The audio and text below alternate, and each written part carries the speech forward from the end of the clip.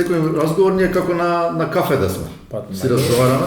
Додуше јас денеска и една чорба во Охрид кој ќе дадам чорба, значи обавезно. Рибја, лепче, макало. Кај јадеш ако прашам? Во Момер денеска. Ако покрај за руб. Да, инаку и ракивче. Инаку знаеме и два бисери чорба да јадеме, и таму е многу убаво, и знаеме од Карши Калиште. И таму има убава чорба. Иначе исто добра чорба, веќе како правиме овде ти имаш во Кајче. Кајче е Света Софија. Да. Значи овдека е Пендо со кафаната Света Софија. Овдека е црквата Света Софија и овој дел се дели дваму за да одиш по тој мостот на желбите према плажите под Пешикане. Пред да стигнеш до мостот од лева страна има кајче која што излегви на самата и тука немаш грешка. Е малце поскапо. Додуше сега не зборам за овој период. Охрид скапо. Па добро се, скапо не перцепирате. А иначе колку Скопје исто. Забитни. Пред некој ден, ја само да дам знак јас дека само ракомете на гости во Охрид. Да. Кај граначалникот Пецаков и кај председател на ракометниот клуб. Не, само граначал. Само граначал. Да. Меѓутоа во приказната после низ разговорот ќе убаво ќе те распрашам за врските со ракометот. Ракометот ми е на прво место, ама и Охрид, пошто многу си осакам неколку прашања. Многу интересна констатација од тебе слушнав пред известно време, а никој до сега тоа го нема кажам, барем јас не сум сретнал, што е темата со љубезноста на охридските угостители изминатите години. А ти кажа, градот со години беше индустријски? Градот беше создаван да биде индустријски. Дали то можеме да наречеме вештачки или природно, самата потреба на таа држава тоа што функционирала, отварањето на фабриките, припојувањето на Охрид и Дебарца кои онака функционираат како една целина, тогаш во тие моменти кога започнала таа миграција, 21 до 22.000 жители имало Дебарца, а 18 до 19 Охрид. Настан природно спојување заради интересите на индустријата. Покасно, откако ги иселиле селата, можеби му текнал дека таму треба да отворат дел од фабриките, односно ето испоставштини на фабриките, меѓутоа факт е дека најголем дел од луѓето се пресели и веќе и ден денес живеат во Охрид. Охрид е град 51, преку 51.000 според пописот. Колку срби имате на попис? Срби... Мислам од овие дојдени холанѓани срби. Пошто се зборува дека многу има што купуваат имоти. Ние тука имаме срби и црногорци кои што одамна живеат, а за ново дојдени немаме. Податоци холанѓани има, меѓутоа не е толку огромна бројката, па за да се спомне. И сега со транзицијата и уништувањето на фабриките настана проблем. Мора од нешто да се живее. И Охрид по глава на жител е најиндустријскиот град, односно најголем број на вработени во индустријата, преку 21.000 вработени во индустријата. А денеска? Денеска не е толкова бројката. Ние имаме странски инвестиции, Костал, ОДВ, Магна, ЛТХ, кои што се канадски, австријски, германски и словенски инвестиции кои што заедно вработуваат повеќе од 3.500 луѓе, меѓутоа постојат голем број на компании кои што беа како продолжена рака на компаниите или на фабриките кои што пропаѓаат. Па некако народот лека полека се... сега, тој транзицијски период ги научи, односно му даде шанса на луѓето да размислуваат за дополнителни приходи. И така влегуваме во туризмот, влошуваме во туризмот како народ. Искрено кажам, без традиција на туризам, на угостителство. Постоеше, меѓутоа тоа беше ограничена бројка. Се знаеше кои беа 7 или 8 хотели, се знаеше во сам центар имаше пример, еден беше во кај плоштадот Чинар, еден беше Ориент, еден беше Летница, еден беше Рибниот, тоа беше во самиот центар. Па некаде на почетокот на 90-тите и малце пред 89-91 се првите објекти низ стариот дел на градот, Далга, Антико, па имаш едно како Палас Турист, кафана Охрид кај кафаната Керакомија, одма после тоа и кафаната Света Софија на Пендо и тие се некои зачетоци, значи сега секој чекор, секоја куќа или дали е покрај езеро или чаршија има некаков деловен објект. Да. Што е кафана. Дали е сместување, дали е За ресторан, сместување бар. речените скоро секој работа. И затоа викам дека тековно сите луѓе кои што доаѓале од различни, некој доаѓа пример од селска средина каде што се одгледува сточарство, земјоделие и така натаму, па дошол да работи Да се индустрија, преквалификува. па мора да научи што е туризам, да не само од Требаше оваа информација прво да ни ја кажете на нас копјаните да не наоѓаме мани многу. Оти на секое кафето вака било, водата вака било. Генерално скопјани се тие кои што најмногу не посетуваат. Да. Мојата перцепција е таа. Така, сега Јас и автопатот кој ќе го направиме сега. Тогаш веќе ќе Така. е друга, сосема друга категорија. Оти- Сати 15-20 Така, минути оти искрено е овој период, по мене ми е најубав за Охрид. Овој ноември, со сите и октомври, декември, и октомври, септември. преубави. А овој јули, август нека идат србиве и овие. Кој што сака? Ние имаме огромен прилив на туристи, значи чартер летови Холандија, Англија, Полска, веќе србите како комши едни од најбројните постојат и црногорци кои што доаѓаат, да не ги заборавиме и албанците Елбасан, Тирана кои што преку цела година имаат, гарците ни се тука посебно за верските Да, празници. денеска имаше доста Ќе ги грци. видите и сега за Великден доколку сте тука, тие се тука во доста голем број и ги посетуваат црквите и вечерта за Христос воскресе се во црквите, така да би рекол дека голем број на туристи, оние кои што имаат станови, имоти, куќи во Охрид, мора да знаете дека бројката е преку 12.000, не луѓе, туку имот. Што значи дека тоа помножено минимум puta 3 стане збор за 30.000 луѓе кои што имаат некаков имот. И се дел од туристичката приказна и понуда во Охрид. Така да, таа е реалноста за Охрид. Како еден граначалник на еден ваков туристички бисер, не само македонски, ја би рекол малку и пошироко и не балкански, него пошироко, пошто ни своиве 40-50 години шетање по Балканот, имам видено убави места, ама како Охрид, ретко е бистер. се Можеме можеме да зборам. Кога ќе кажеме Охрид, подразбираме до Свети Наум, до Јас, видите, од Свети, нормално, Така. то никој не го рачунат и посебно кога ќе дојдат од настрана, нас ние ја и струга под Охрид си ја подразбирам. Или да не, Ќе се налите да не се стружа. налите. Другар ми Ѓорган ќе се налите. Иначе добро си ја разбирам. Добро си ја разбирам да дајат. А иначе, кога ќе дојдат од настрана, например, наши огромни пријатели као клуб се Веспре. Таму беше долг период како председател на клубот Золтан, заедно што се неколку нивни соработници, тие во период од како станав градоначалник, во период од 2 години 4 пати беа во Охрид. Браво. И сме се шетали по езеро и во различни објекти и како сме се шетали по езеро, викаш и ова е под Охрид, па ова е преку 30 км долг брег само под Охрид. Постои нормално дел под Поградец и дел под Струга, сепак огромна површина езерото, најстарото езеро во светот по некои мерења, најдлабокото во Европа, можеби пошироко по некои најнови податци, меѓутоа ќе оставиме тоа на стручњаците. Сакам да кажам дека сериозна природна убавина која што не се однесува само на езерскиот туризам, планински туризам, не знам, авантуризам, овие параглайдери, офроуд, Галинчица трейл, не смеме да не, Пештани Вертика трейл. И тоа е све она што јас го поддржувам во изминатите И сега да се вратиме на прашање. И сега покрај сите тие предизвици, Добро. автопатишта, инфраструктура, добро, автопатишта не е под градоначалникот, ама сигурно Нас не засегнува, Така. како и да. инфраструктура, паркинг, водовод, струја, туристичка такса, убаво среден кеј, еден од најубавите кејови што сме го виделе. Тоа ќе ми е за втор мандат нов проект, најдобриот кеј е во Значи, она зеленилото, хортикултурата и сега е. Зеленилото ќе остане, него другиот дел ќе биде направено. Како со сите тие предизвици треба да се справи еден градоначалник? Да. И како од се ова што е надвор убаво, он се нафати да работи со еден спорт во сала. Тука таа спрега ми е интересна. Ја знаеш ти, јас ги анализирам и ги барам секаде причините зошто нешто е добро или зошто нешто е лошо. За жал почесто барам причини зошто нешто е лошо.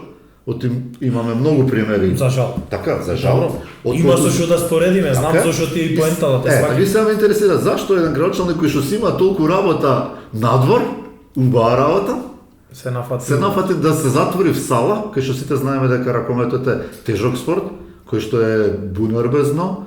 Бунар без дно, така. Колку и да дадеш и да ставиш внатре е малку, а резултатот е неизвестен. Посебно во денешните овие 3-4 години, кај што Така. Македонија, можам да кажам слободно, е веројатно најдобрата лига на Балкан. По однос на компетитивност. Меѓутоа се вратам на прашањето дали е лесно, една или зошто. Така, и Лесно зошто? можам да речам дека зошто? Затоа што генерално сите институции, вклучувајќи јавните предпријатија, долги години се научени на оно што представуваат голем број на туристи, односно во даден период ние стигнуваме до 150.000 кои што се присутни на територија на градот. Јавните предпријатија веќе му е еден вид на навика и точно знаат за тој период што треба да работат, вклучително и останати институции кои што не се под општина Охрид. Полиција, здравство, култура, сето тоа е некако еден синергичен систем кој што години функционира и само Значи тебе од таму ти е време, тоа вие си работа, тебе е време за ракомет. Добро се сеќа на лето не треба многу ракомет, знаете вие дека најголем дел од работите се вршат баш во овој период февруари, март, веќе април дојдовме, ама во овој период најголем дел од работите за она како треба да функционира клубот се заврши. Сега да се вратам на другиот дел, во 2011 попрецизно 2009-2013 мандатот бев најмлад советник во историјата на општина Охрид со своји 22 години, кога станав тогаш како претседател на младите на ВМРО, бев дел од советничката листа и во 2011 Јас веќе во 2010 дипломирав на стоматологија и во 2011 некако почнаа сите другари околу мене со кои што нешто сме правеле, играле поврзано со ракометот да се враќаат во нашиот град. Ето среќа. И сега ние 2011 правиме еден состанок и се договараме. Клубот постои? Не постои. Замре. А постоел, ама беше се викаше Свети Климент Охридски, влеговме прва лига после 2 години, односно Суперлига. Во Суперлигата првата година изборивме излез во Европа, тоаш беа Горан Андоновски, Турченко, Оливер од Струга и Паун од Струга беше голман Дејан.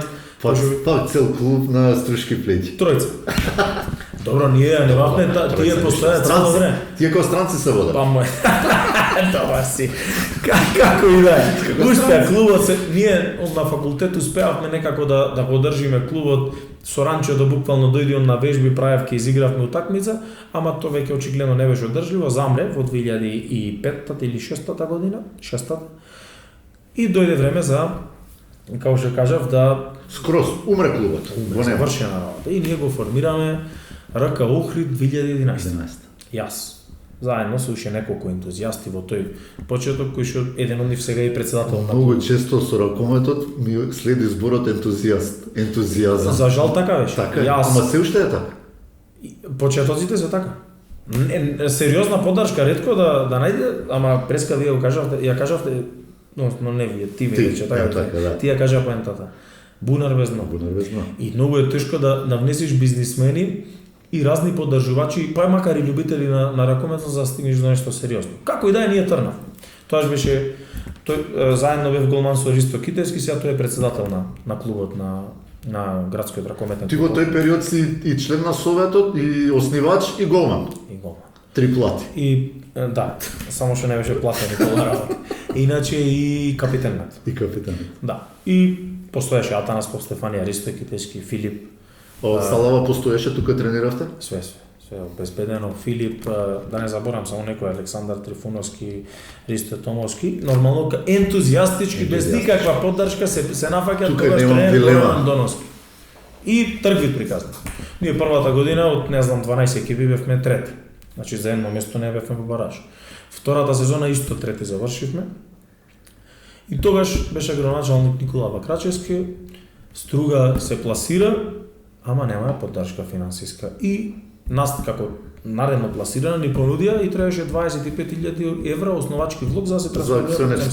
Градоначалникот тогаш не се нафати, се формира акционерско друштво, во прв момент РК Охрид 2013, веќе понатаму го доби името ГРК Охрид, како што доликуваат Градски ракометен клуб Охрид. Значи клуб формиран со 100% основачко учество на општината. Да. Во суштина општината ги префарли и самото здружение се трансформира во акционер. Меѓутоа општината го заврши тоа. И кој да стана после него градоначалник, после Никола беше и Јован, веќе е покоен тој, беше и Константин, сите го поддржуваат клубот, но она што представуваше некоја граница околу 150 до 200. Нормално функционира. 150 до 200.000 евра, секогаш сме биле во плейоф, со исклучок еднаш или два пати во овие 10 години. и сме играле Значи, тоа некоја сала и 150.000 евра се минимум за плейоф. Ова не го зборам за Охрид, го зборам за другиве клубови, да се бидат свесни. 100%. Гарантирам. Јас имам едно искуство со овие мои ВРК аеродром, кај што нити сала, нити 150.000 евра влегува Суперлига и видите како ќе продолжи победи, ќе видите дека Охрид е сосема друга категорија за спортот било кој град, и тоа дека го зборувам најодговорно и може да го проверите. Нашата поддршка е сосема сериозна и не е поврзана само со ракомет. Значи првично беше 25.000 евра, уште нешто додаено и сала нормално и превоз имавме во паркот. Понатаму останавме без покривање на превоз, меѓутоа порасна поддршката на околу 100.000 евра и цело време се одржува. Порасна, таа стигна до 150 и последните години беше измеѓу 150 и 200, последните 4-5 години и така функционира. Одлично би рекол. Функционирање и сега паралелно со мојата професионална кариера која што е поврзана со стоматологијата, одеше и политиката, мојата специјализација или професионално усовршување, и дојде време да бидам кандидат за градоначалник. На тие избори од позиција на опозиција победив со 4.000 гласа разлика, 17.000 со 13.000, и некако потајно во себе знаев дека настрана што Охрид е спортски град наназад историски, иако не сме имале нешто значајни резултати, ама постоеле секоја спортски легенди, а постоели и фудбалери, и ракометари и така натаму. Пливачи, да не зборувам то секако, ама ние нас ни умрено пливањето реално. Сега го возобновуваме дека полека.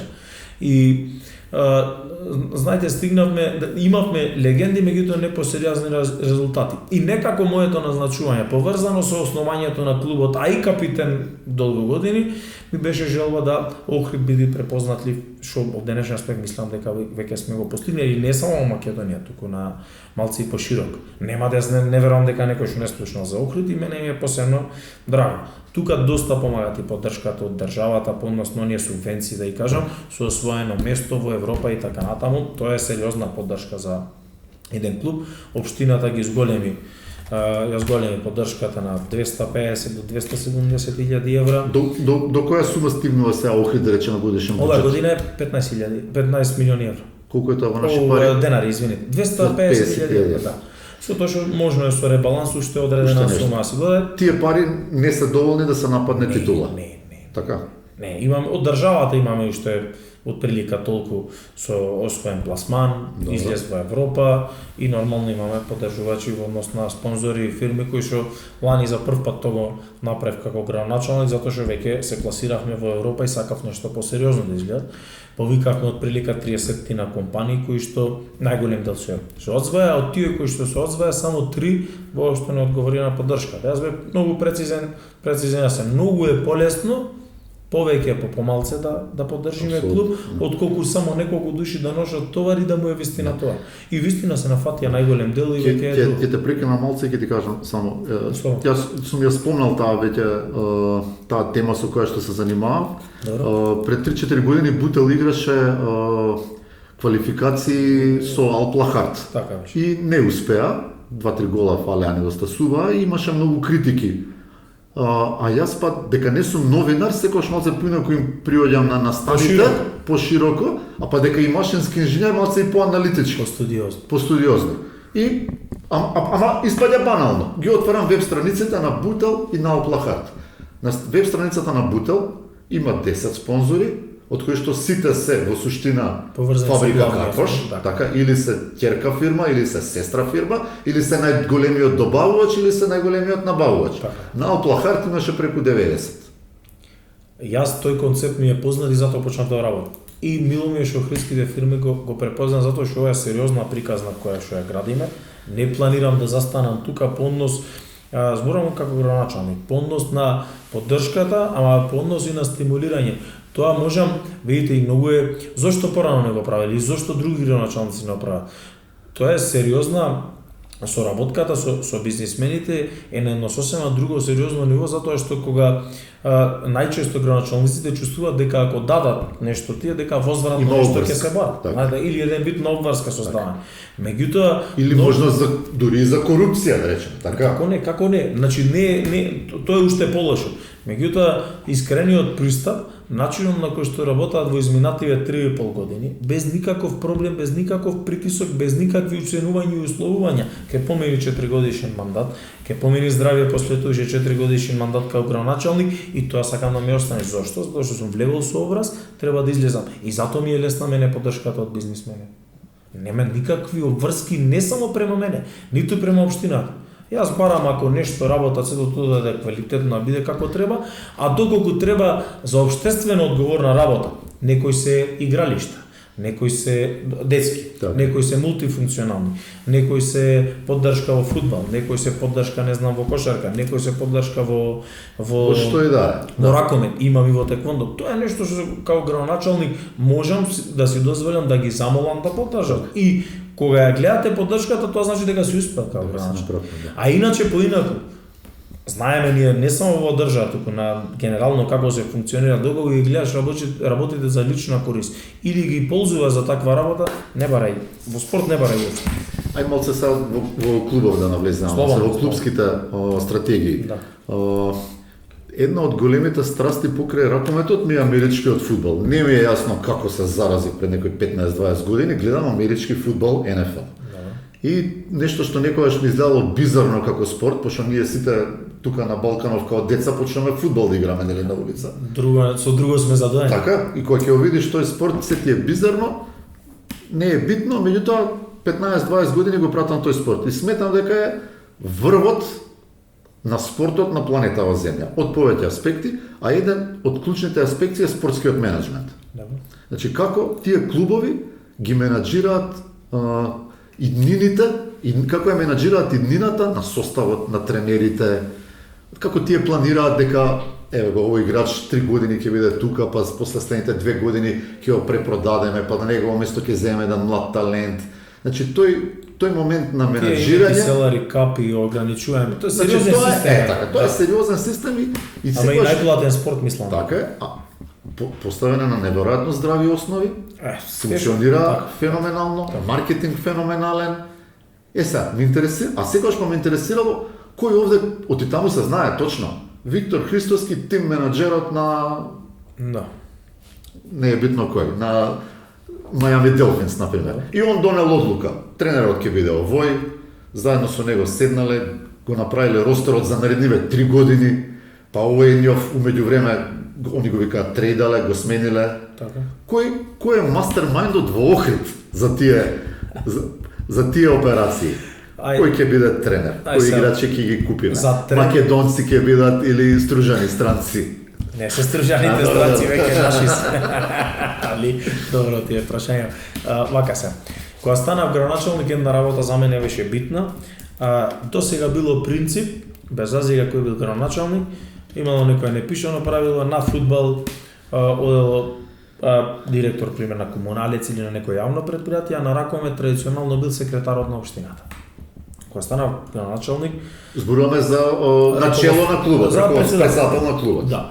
И кога станав градоначалник, прво што за мене беше битно, реков, чекај тоа, не ој вака, затоа што не се луѓе од спортот ти. Тие ќе се, да, спроведувачи на одредени задачи, оние кои што ќе обезбедат дополнителни средства така натаму. Ќе се грижат за редот. Познаваат работа. И прво што направи фудбал во ракометот, тој што бранеше со мене, зборувам за Ристо Китешки, си е председател, Славчо беше исто дел од клубот, Наум Бабачев исто беше пикер во тој клуб и така натаму, мислам во дел од другите структури се луѓе кои што на некој начин беа поврзани со ракометот. Јас не го поставив мојот секретар Александар Давид председател на клубот и обратно на фудбалот исто разноразни превирања, одлучив таму Гоце Толески кој што е репрезентативец на Македонија, во Славија, Прага Лига шампиони и така сериозна кариера. Данчо Целески првиот гол на Пантел, така од Белчишта го викаа во тоа време, значи 90-те функционираше еден од првата добра генерација на Македонија. Мислам дека беше во првиот состав Целески. Првиот, одма после Трајчевски, мислам. Трајчев. Кире Трајчев, така беше. И одбранен, избранен такмица како трези, станавеше првиот, исто така е тој инвеститор, се занимаат со градежништво и му дадов шанса едниот председател, другиот спортски директор и така ги поставив на спортска основа. Ево јас сум тој што ќе се грижам за делот бидам поврзан со грбот, финансите, така е. немате проблем, а вие сте тие што треба да се занимавате со истиот начин тука, со тоа што сметам, и тоа е моje лично убеден со ова што зборувам, дека битна е стратегијата. Не е битно ова година што ќе направиш, туку кај сакаш да се за 3 години. Така е. И така беше започна со Стефче. Имаше или во овој момент се уште има 3 години да кажам проект кој што требаше да заврши за 3 години или да продолжим или да заврши цетата приказна. И истото и со овој кој што од август Борис Троевич добија шанса, значи јас разговарам и со него и со Борис сум разговарал за 3 години. Значи не за договорот е небитен, него кај сакаме јас колку време треба да се посвети на клубот. Дали треба да вложиме во млади дополнително, дали треба не, значи тоа е приказна. И исклучиво мастермајндот поврзан со одредени, пошто си договора кометот и вклучен, си убеден сум дека знаеш дека менаџерите, посебно онаму кои што имаат добра приказна, сакаат да соработуваат. И тие се тие кои што нас, пример, тренерот вика дека ни треба овие 5 позиции. И тие се тие кои што испраќаат, а тренерот на претседателот и спортскиот директор Ки му предложи, вика дека ова е најдобриот, треба да го завршиме. Односно не најдобриот, него најдобрата опција. И на тој начин се завршува. Така да мастермајндот околу појачување иднина и така натаму сепак е во палката на оној на кој што му се дале 3 години. Тие се тие кои разбираат. Јас знам кај сакам да сум за 3 години. Ова е гениално, пошто еднаш на едно предавање имав среќа да присуствувам на Червар. Кога една предавањето на менето за тренери, млади тренери, сериозни тренери кои што сакаат да научат нешто од Червар. Една од клучните работи што ми зборуваше, а тој има многу клучни работи Червар, многу интересен лик е. Успешен лик. Е дека секој тренер треба да си го нацрта својот тим. Не може вика тренер да дозволи менаџер да му купува играчи или пример клубот или председател или градоначалник што и да. Ќе ви кажам зашто. Извини што да ти кажам, истиот муавет и со Бранче Ангеловски. Со него сме исто долги години пријатели, независно од ракометот. Он ја имаше таа несреќа да влезе во Пилистер, а ниту еден играч да не го бирал. Така да мислам тие се интересни моменти кога зборуваме дека клубот ангажира нов тренер. Така. И сега следниве аквизиции што доаѓаат, не следните и постоечките, вака беше муаветот, да бидам уште попрецизен. Тимот е тој. Приказната е ова, вложувањата се тие, ништо не зацкриено, точно се знае кој играч за колку, затоа што видите, јас не можам да си дозволам да имам како градоначалник кој што ги обезбеди средствата, зборувам поднос на и од општинските веќе се знае дека тие за долги години, него и сите оние пријатели. Мора точно да се знае дека ние можеме да располагаме со ова. Све останато е авантура. Во таа авантура ќе создадеш негативно. Јас пример најлесно е ти да направиме, да собериме наедничоците, ќе правиме голема приказна. Во таа приказна на вака силна лига, а и да не е силна лига, све може да влијае да не се успе. Неуспехот носи до разочарување, затоа што следната година повторно треба исто да го направиш, а на нешто на кое што си подегнал електричката, готов си. Да. И затоа дека судите исклучиво чекор по чекор. Знаеме точно, без разлика кој тренер со што располагат, се знае точно која е амбицијата на клубот, а ова е амбиција на Охрид, се додека суме да би дел од европската приказна. Значи Роевич прешкрта некои имења од составот? Негова тотална задача. Браво. Повели ова е составот, утакмиците, откако ги кажавме условите. Откако условите зборувам за неусловите, него иднината на клубот како гледа, сигурноста, стратегијата. Да, и откако се одлучи дека за него. Тука има еден мал прашалник пошто следат избори? Не. Нема прашалник. Во нема прашалник. За други градови не знам. Има на кладилница избори се 1-0-1. Ништо. И таму не може да иде. И да продолжиме. Ако не добро, така јас сум тако. Далеко од избори, немаме предизборен волк. А не, не знам тако, јас сум знам да се нашерам и да бидам лабав тип, во суштина така ми познае. Најбитно е што сум дел од народот. И затоа ви кажав дека тука нема шанса за неуспех, што е прв предуслов во приказна. Стабилен буџет. Да, точно се знае. И видите, имате состав, повелете. Така. 21 месечини. Што мислите вие како тренер дека е окей, тоа. Другото значи што ни треба? Не треба. Сега повелите што треба, тоа треба. Завршена работа. Дали во последните појачувања што ги објавивте се сите желба на Роевич? Без исклучок. Без исклучок. И сега последното што ќе дојде исто без исклучок. Ќе биде нешто интересно. Да. Добро. Тоа после ќе разговарам за тоа. Да, нема да. Овтон. Да. Пак само чеден чекор назад.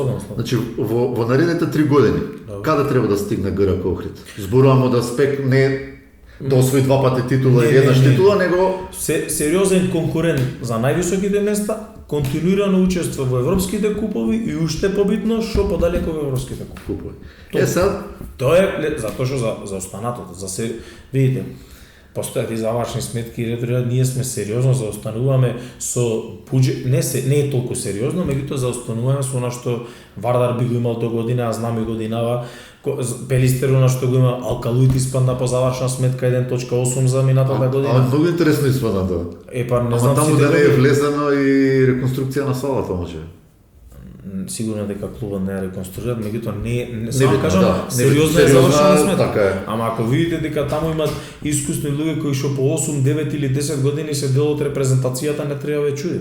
Тука е еден двајца странци, тука е Кире кој што е легенда на тука се 2 клуба и 3 подмладоци, тоа се 8 тимови. Јас мислам дека е прилика толку. Не е спорно, меѓутоа мораш да вложиш за да добиеш нешто. Тука нема дилем. Сакам да ви кажам дека ги видовме тие статистики. Што би рекле Хрватите прорачуни и се вака доста интересни. Не дека не целиме према таму, меѓутоа дотре заеднички да го ево да речам одлучиме со спонзорите.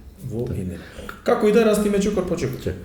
Каква е сега исто еден сегмент што мене многу ми е битен. Каква е политиката на Охрид, иако јас таму пратам нешто младенски лиги и гледам таму по групи први места, каква е политиката на Охрид од тој аспект? Затоа што еве баш на оваа панел дискусијата која разговаравме во февруари во Дабл Три во Хилтон, министерката се закачи на тој момент на инвестициите што добиваме ние како држава. И тука еден од клучните аргументи против, односно за, се дека ние ја носиме еден сериозен број на млади луѓе во сала. Колку Охрид во целова стратегија има посветено внимание на младите категории, колку луѓе има вклучено во работа со тие млади категории и колку е сериозен. Еве јас наназад ако се вратам, знам дека еден голем наш македонски бренд Вардар со години не работеше сериозно со младинските категории и тоа денеска се гледа. Ќе почнам од 2011 кога станавме клуб, тогаш ние направивме еден повик кој што се пријавија 170 до 200 дечи на таква прилика, кај што најголем дел од нашето слободно време на 3-4 луѓе. Јас, Атанас, така и започна. Крсте доаѓаше сегашниот капитен Меци, односно сегашниот председател Ристо Китески. Работавме настрана од нашиот тренинг кој што беше сат и пол до 2, работевме уште 2 сати со дечината. Тука во прв момент одма се приклучи поранешен играч на клубот Џоко Апостолов, кој што првите моменти на работа тој заедно со уште една охридска легенда ракометна понатаму Панде Христоски се уклучија и тие деца се обучуваат. Таа генерација е Михаил Ивановски, Мартин Ивановски сега што се во Алкалуит и ред други што стигнале овдека во клубот, па заминале можеби негдека буквално дечи на тренирање. Тие се роднини нешто Михаил и Мартин? Не. Ама тренирале доста време. И ние тоа го свативме од прв момент дека таму тренират, пошто ние немавме школи овде кои што функционираат. И ние први почнавме со клуб, со школа, и некако последен период имавме Седмерец школата, па имавме Вардар школа, односно Кирил Лазаров школа, извинете, па Вардар, и се направија 4 школи буквално и во Велгошто и селото и во Пештане ние имавме ракометна школа. Значи ние имаме огромна генерација на писмени ракометно дечина кои што би можеле доколку сакаат продолжат, доколку не се пак се писмени ракометно тие дечина функционира. И од денешен аспект некако би рекол дека низ годините не се занемари постоењето на тие школи, се функционираше, се вложуваше, сега имате едната и другата, младинци немаме заради недостаток на кадар, се пак се посветивме за ова година на кадетите. И кадетите и пионерите се, како што рековте при самиот врат. Лани едните ни беа во финале, другите беа 5 или 6 во младинска категорија, кадетите играја Final Four, така да би рекол дека јас сум задоволен со работата и резултатите всушност тоа кажуваат и тоа не сме да ни прекине. Дали овој да го наречам овој нов период на Охрид, откако си ти откако го даде тој ветер грб на клубот, дали се чувствува зголемен интерес или дали го имаме проблема што кажа легендата Стефче Стефановски за Битола дека немаме деца. Оти Битола се соочувала со тој проблем. Имаат мисли на однос на оние кои што сакаат тренираат. Да тренираат. Кај нас е окей. Бројката генерално окей. Мислам на тие кои што сакаат и доволно е затоа што оние сепак имаат одреден квалитет. И дали целиот овој ангажман, па средување на салата, организирање на тие убави настани, на тие и дерби на превари, публика, дали тоа привлекува да се зголеми бројот на деца што ќе отидат кон сала, а не кон пливалиште? Мене кога почнавме токму тоа ми беше, јас имав тоаш 22-23 години со клубот и поентата беше токму тоа. Викам, луѓе, покрај ова што ние треба посветиме за клубот да функционира, мора да со младите, затоа што многу е полесно на тој што е голман да му е идол Пецак, на тој што е левбек да му е, не знам, Атанас, на тој што е пикер да биде Наум Бабак и така натаму, отколку да му се некои луѓе на улица кои што возе, не знам, без николи ред други работи, а никој не знам како ги набави. И во суштина, кога 3000 Охрид имат залата 2800 кусур капацитет. Таа е посебно кога играме сериозна утакмица или најчесто езерско дерби, ако веќе од годинава и то гледам, не му е толку интересно, па и избегавте малку. Па веројатно. И е фул полна салата каде што доаѓаат да кажам и родители со дечина и не само дел од клубот, него и оние кои што му ја љубовта околу ракометот му ја всадуваат на своите дечина, а сега имате и уште една позитивна работа, тоа што луѓето во градот веќе овај ден, без разлика дали ќе е среда, четврток, петок, сабота, недела, утакмица, еден вид на празник за градот, кај што секој дел од своето време сака да си помени тука. Па се разговара за карта плюс и така натаму. Тоа е одличен момент затоа што градот почна да живи и да диши со ракометот и така сакам да продолжи. Сега мене ми е криво што одредени судиски парови кои што немале можност да судат пред појки од 200 или 300 луѓе се изживуваат со 3000 публика, ама тоа се возбудија. А лани бев ја на една таква утакмица. Не, ама немаше врска. Тоа беше на сам почеток. Кога дечко во шарена лепрша, а тоа не беше чудно колку тоа беше градоначалникот. Легендарно, да. Добро. Како и да е, мислам, јас морам да кажам дека сериозно, емотивно ги сваќам работите тоа. Затоа што јас го љубам. Мене ми замераат, јас знам да си отидам, не знам. Јас секогаш на утакмица на Вардар одам со дрес. Добро. Значи јас си одам на утакмица дали имам 35, дали 53 или 7 години прв пат татко ми кога ме однел. Љубовта е иста. Јас ја гледам и со жар. Пробвам да се контролирам, заради не знам ето јавна личност и да меѓутоа идат под одреден момент кога јас, значи буквално се вадам ван себе без разлика заради што можам да изреагирам многу бурно кога прославувам, кога се љутам нешто, меѓутоа тоа е дел од мене и тоа е тоа. Не можам да се менам за тоа. И свесни сме дека спортот не е фер, едноставно. Добро. Има нешто. Нема проблем, јас тоа видите, ние ако сме сакале сме можеле да постапиме сосема поинаку и да бидеме никогаш гласни не сме били јавни, гледаме се тоа нас го регулираме со федерација и видите секој што се занимава со ракомет и што воопшто треба свесен дека ракометот е динамичен спорт. Таму многу работи не можеш во момент да ги видиш, се случуваат такви процеси и затоа во момент може да немаат замерање. Меѓутоа пак е интересно секој некој што го следи, кога има намера се гледа. Тоа е, да. И ние имаме писмена публика, не зборам за Охрид, не во Македонија, затоа што ние не знам колку години со ред учествуваме по светски европски првенства, буквално сме. Од толку гледање ќе научиме. Па 100%. И едноставно кога некој нешто прави со намера е видливо, да.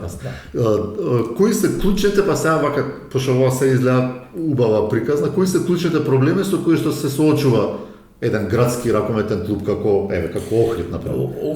Кои се некои проблеми кои што доколку се најде решение? Зборувате за поддршката на спортот генерално, така? Па генерално, значи, ајде Охрид има сала солидна, пристојна. И уште една сала имаме, како кај што играат Бутел, Пролет и така натаму. Значи во не дај Боже имаме кај да играме. Отиве на пример, аз секогаш си го земам за пример мој аеродром. Аеродром на општина од 80.090 жители, ние немаме сала ракометна. Нема логика. Имат Јане Сандански, мислите под градот. Таа е под МОК сега. Ама мислите под градот нема сала? Во рамките на општината, катастарските граници на општината нема сала со димензии на 40 на 20. Разбрав, готово, сега ми е. Разбираш? Немаме таков проблем, значи инфраструктурно дополнително ние како Општина, затоа што реков, преска ви реков, ќе стигнеме да разговараме, општина Охрид има два повици. Едниот е за поддршка на сите клубови, школи, здруженија на граѓани кои што имаат занимавање дејност спорт. Без исклучок добијат сите финансиски средства, најавен повик кај што се Ти кажа ми на мојот аеродром нека се преселат Охрид. Со задоволство. Нели? Втората работа е што треба да знаете дека не постои клуб, не е битно дали е индивидуален или клубски, кој што за користење на спортска инфраструктура под општина Охрид плаќаат пари. Ние тоа го субвенционираме како општина. Феноменално, браво. Доколку имаат спортски настан, пример. Спортска школа, ферплей, ќе земам како, пошто ја знам одма имате и други, ферплей е за фудбал. А има доста школи кои што се организираат меѓународни турнири. Тоа е трет повик кој што се викаат спортски настани. Аплицирате на него, ние го покриваме и тој. Или не знам, теквондо настан. Некакво првенство. Тоа е дополнителни средства. Така да сума сумарум, Охрид спортот треба само да имаш желба да отвориш здружение кои што ќе се занимава, а другото е поддржано од општината за нормално спонзорирање. Има да не заборавам, спортски стипендии, секојнаш освел на државно првенство или пак И се разбирам зашто е коефициентот 1,01. Не, тој е само во спортот, имате во други. И буквално е силото поддржано од општина Охрид и така и ќе остане додека. Салата се грее? Има опција се грее, меѓутоа за тренинзи ја грееме со овие топови како Битола, Пелистра кои имате видено. Сега во моментов се прави ќе оменам начинот на греење со топлотни пумпи за да ме фаќаат поевтино и ќе биде затоплено. Добро. Сега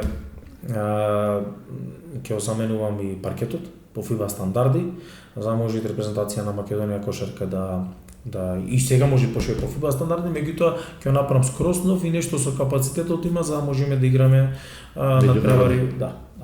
Тоа е идејата. Завршивме со проблемите или има уште некои? Не, нема проблеми генерално и све она што е потребно да се вложи во инфраструктура, не знам, нова спортска сала, помала, нови фудбалски терени, нови тениски терени, кошаркарски статут го работиме ние.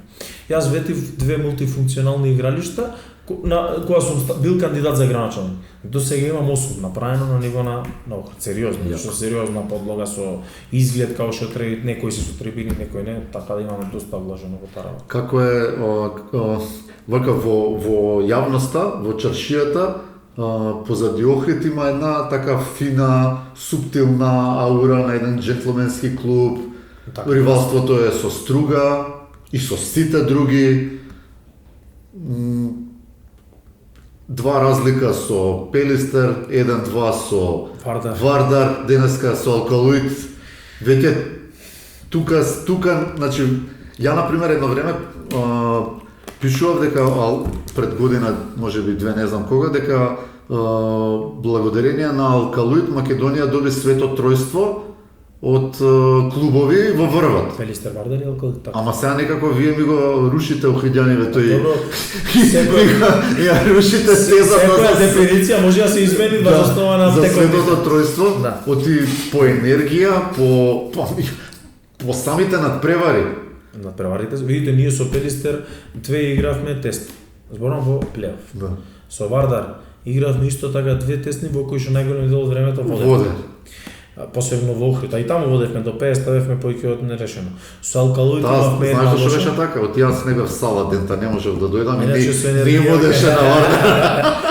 А со Алкалуит имаме така интересно, скоро во исто време сме влегле во лига, зборам во и јас како градоначалник и тие во вложување. Во ракометот веќе во Суперлига, иако Охрид е постар суперлигашки клуб, и би рекол дека тука така сме ние сериозно дека во време кога тие во куп победија и Вардар и Пелистер кога играа сериозна улога околу шампион на Македонија, ние овдека ги пониживме реално. Не ги победивме, ги пониживме во едно полувреме 7 разлика, освен сега со Пелистер тие не се десило во изминатите 3 години. Така да Охрид, знаете како напред, природно треба искуство за големи надпревари, чекор по чекор. И најбитно што е за мене како спортист поранешен, најбитно е што од овој постоечки тим како база вреди наредна година. Не можеш да мениш сите играчи. Така нема успех. И сега викаме дека овие 10 или 11 се добро, основата, ни се потребаше 4-5.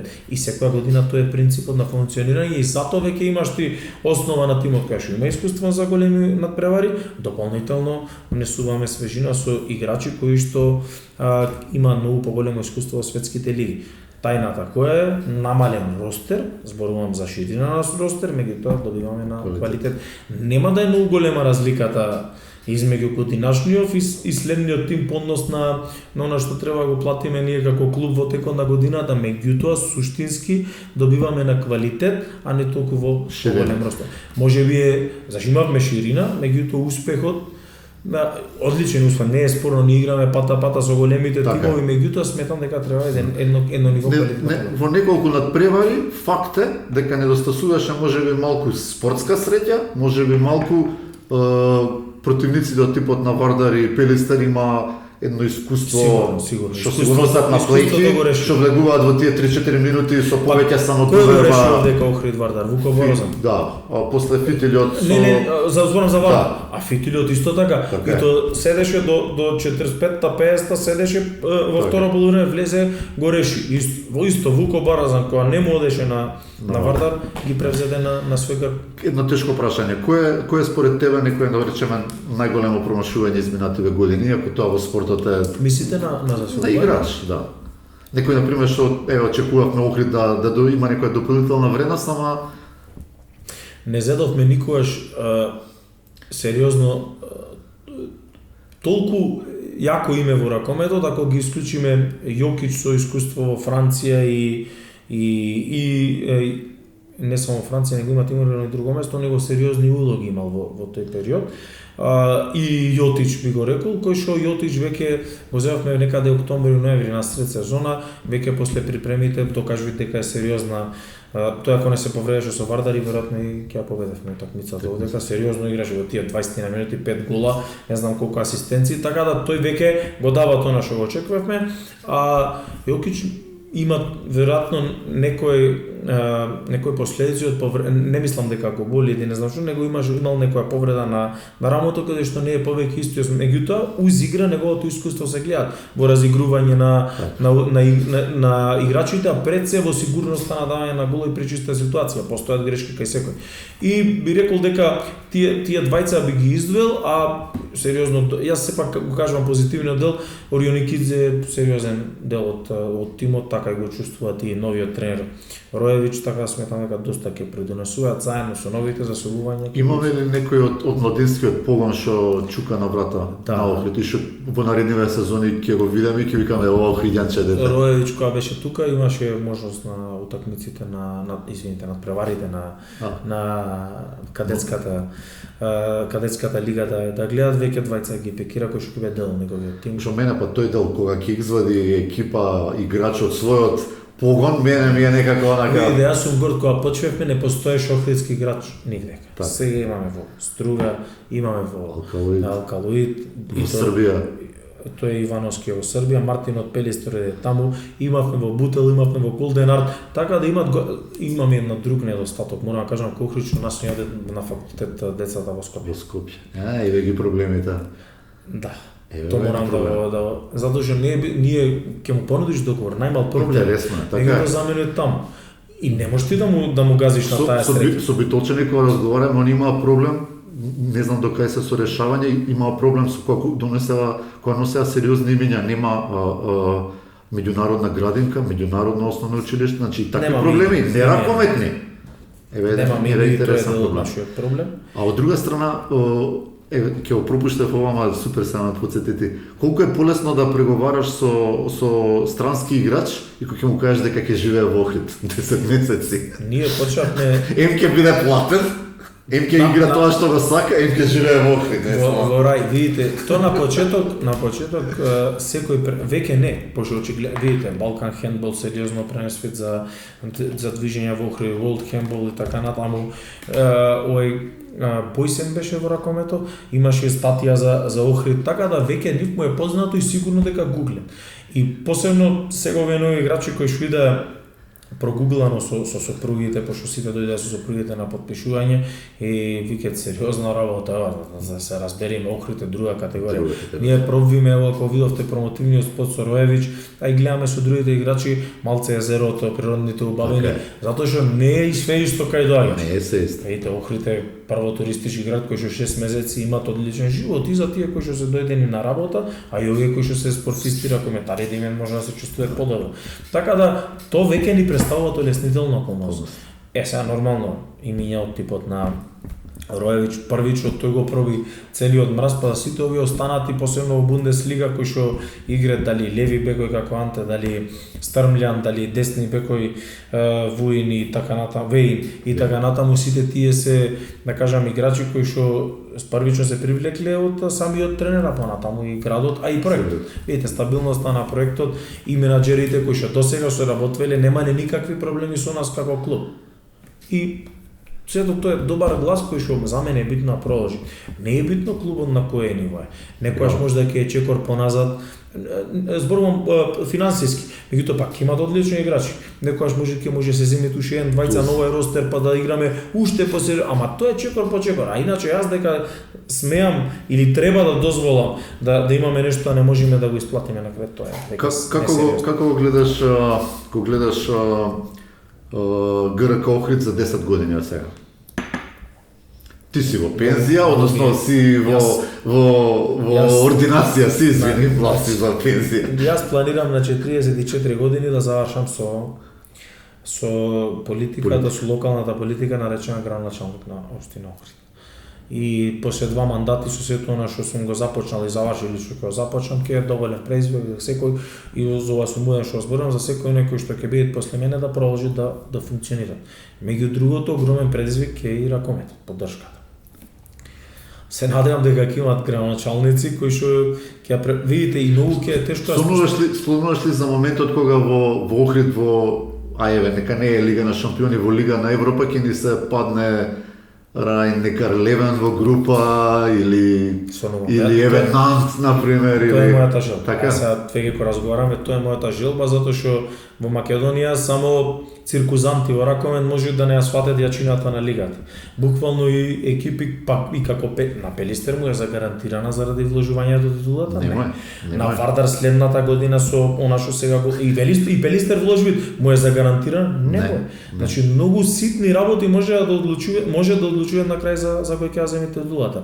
И затоа викам дека само циркузанти кои што сакат нешто да анализираат може да занемарат фактот и затоа викам цело време сме ние во Европа, додека сум, а таму да играме точно вака. И да, вакви имиња да донесаме така затоа што градот заслужува. И тоа е мојата желба. И дури кога нема да бидам градоначалник, затоа што е ипак акционерско друштво, доколку тој што ќе биде кандидат и тој што ќе стане градоначалник има желба, јас би се нафатил да продолжам да раководам клубот, ето како еден предизвик, меѓутоа о потом здрави. Што би ми препорачал на останатите, колку има Македонија, 52 општини има? Да, не, 80 и кусур општини има. 80 и кусур општини? Да, меѓутоа 52 мислам дека би можеле нешто да поддржат, затоа што имат доста мали општини. Што би им препорачал тебе од твоето искуство, кој е бенефитот кога градот и градоначалникот вложува во спортот, конкретно зборуваме за ракометот сега. Мене ми е совршено јасно дека на прсти од една рака може да ги изброиме луѓето како тебе, кои што помалку од една. Мислам не 20 или 30. Добро се, така? Кои што сериозно го сваќаат спортот, сериозно го сваќаат ракометот како еден од спортовите кои што нас полека, ама сигурно не дефинира како правец каде што ние можеме да се искажеме, дека можеме да се мериме со светот. Со светот, како не. Јас како градоначалник и меѓу градоначалниците исто така сум познат сите кои имаме состаноци така натаму за начинот на вложување во спортот и јас не скривам секогаш зборувам зошто вложувањето во културата, образованието и спортот за една општина, а ако сакате за еден градоначалник е најбитно. Меѓутоа, она кое што преку културата ќе се слушне во светот или ќе се види и во Европа. Она кое што преку спортот ќе се слушне. Видите сега за Охрид немат кој не пиши во ракометниот свет, и немат кој не слушна. И немат кој во најмала рака не прогуглал што е Охрид ако не знае да види за што станува избор. Еве и јас сум тука денеска. Да. И веројатно утре, пошто имаме и добар турнир, немат кој нема да сака да дојде. Значи ние сериозни За турнирот друг пат ќе правиме мавет. секако. Секако, него поентата ми е дека тие се поенти кои што за мене јас сум ги сфатил како граначалник, и кога ќе ја видиш ти резултатот дека 3000 охриѓани на еден или на друг начин нашле време да потрошат да дојдат на утакмица, да го бодрат својот тим, да излезат изнервирани или задоволни од резултатот и се до тоа да ги понесе дента и да биде тема на разговор, сме постигнале целта. Јас ги охрабрувам, ги стимулирам колегите, затоа што видите без општините спорт ние не може да имаме. Апсолутно. Јас имам 15 милиони во ракометот, 10 милиони имам во фудбалот и 5 милиони кога бев во прва лига имам. Добро, ама ти дека од туристичка такса имаш, други нема. Мали се, не е така. Општина Охрид кога станав граначалник беше 14,5 милиони евра задолжена, заедно со Тетово најзадолжени општини. Општина Охрид во 2024 јануари 0 долг, општина Охрид јануари 2025 4 милиони евра плюс насметка. Каса. Значи може. Сега ако се сака. Така. Значи многу се битни. Од многу често одговорот е нема пари. Не постои таква нешто. Парите се седе околу нас како локална самоуправа и ние треба сериозно да сето она кое што му го даваме како услуга на граѓаните да го валоризираме, да го наплаќаме и да немаме никаков проблем со тоа, затоа што законите се такви. Значи може да правиме уште 2 сати муавет, ама има утакмица. Да. А ја имам и соба со спа, со сауна. Мора да се спремам за вечер за. Драго ми беше што имаме можност и да се запознаеме и да поразговараме за ракомет. Исклучително ми е важно што имаш ваков здрав и цврст став, непоколеблив, поготово на темата општински пари и спорт. А то парите општински посебно. Просто ќе ви кажам, законски, само една и да завршиме. Законски на секој една јавна набавка и така натаму, можете до 20% да озголемите договорот заради непредвидени работи. Тоа го вика законот. Јас имам во инфраструктура и во тендерски постапки во изминатите 3,5 години преку 17-18 милиони евра сработено. 20% на тоа се 4-5 милиони. И кај мене не постои таков договор. Тие се во буџетот. Ти благодарам многу, ти посакувам прво здравје, се најдобро тука со Охрид, мирни води, УНЕСКО да помага, да не немаме од УНЕСКО помош, имаме само препораки и мерки. Финансиски немаме. Освен некој што сака да посети градот, затоа што е дел од УНЕСКО. Како маркетинг? Зашто? Да. Значи го бришам ова светото тројство, ќе најдам некоја именка за четворица како ќе биде. Дефинитивно, Охрид е дел од таа голема четворка на македонскиот ракомет. Многу се радувам, зашто 1, 2, 3 некако е малку, 4 е некако таман за голема четворка. Во светот голема улога. Да. Сите. И ќе се видиме наскоро и ќе разговараме пак за ракомет. Добре дојдени исто дека кога сакате да ни бидете гости во секој момент и ви благодарам на можноста да што имавме да поразговараме едно за мене не секојдневно интервју со оглед на секојдневните обврски и дај Боже да разговараме вакви само зубави работи не само во Охрид, туку сегде во Македонија кај што имам можност да разговараме. Здрав и жив да си, фала.